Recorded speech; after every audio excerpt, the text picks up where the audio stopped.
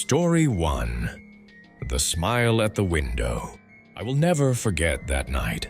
The pizza place was closing, everyone was tired, and I just wanted to go home. Then the phone rang. I was alone at the counter. I picked it up. Silence. No breathing, no background noise, nothing. I hung up. A minute later, it rang again. I answered. Silence.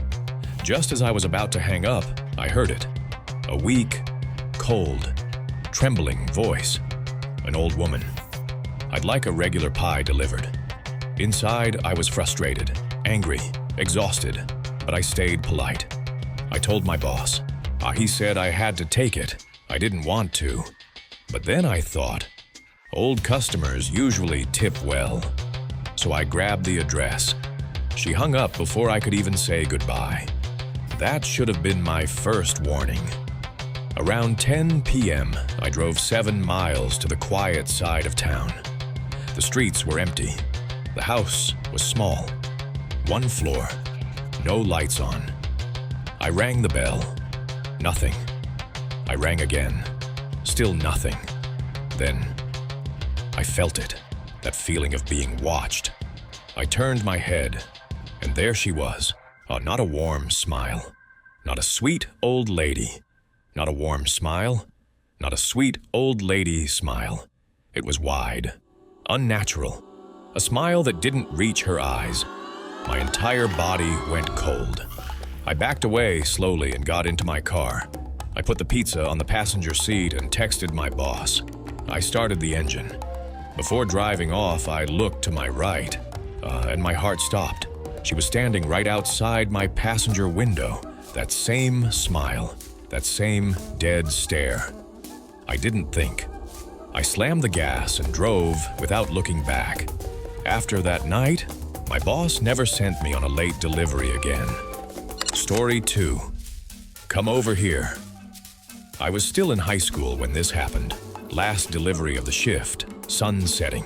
Driving my old 1999 Camry through miles of forest roads. The GPS led me to an old wooden cottage, completely alone. Grass up to my knees. Why me? It's the pizza guy, I called out. A me. It's the pizza guy, I called out. A low, rough voice answered. Bring it out back. My stomach tightened. Are you sure, sir? No reply. Just silence. But I could feel him still standing there, behind the door. I didn't want trouble with my boss, so I walked around back. There was a small patio, a table, 4 chairs, and someone sitting in one of them, but facing away from me. I stepped closer. Excuse me? No movement.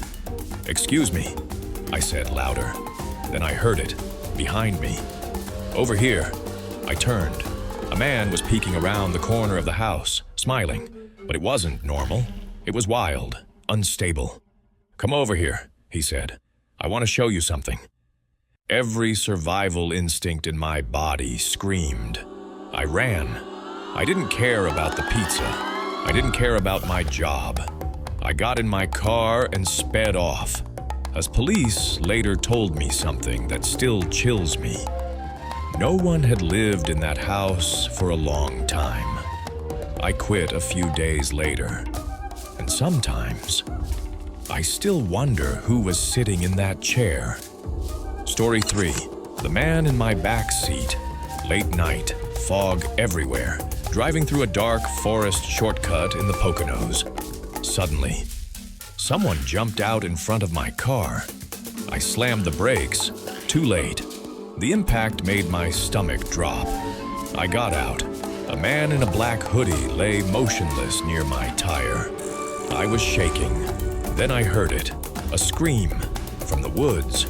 Someone crying for help. I made the worst decision of my life. I stepped into the trees. Where are you? I shouted. Silence. So then I heard leaves crunch behind me. I turned. A shadowy figure stood behind a tree, watching me. I ran back to my car, and the man I hit, gone. I drove away. Somehow, I still finished the delivery. When the woman answered the door, she looked confused. Do they send you guys in pairs now? What? You have someone sitting in your car. My blood froze. I turned slowly. There was someone in my back seat, sitting there, waiting. I called the police. When they arrived, the person was gone. But they found something. A blood-stained knife on the floor of my back seat. To this day, I still think about it. If I hadn't made that delivery, if I had taken longer, if I had checked my car sooner, I might not be here telling this story.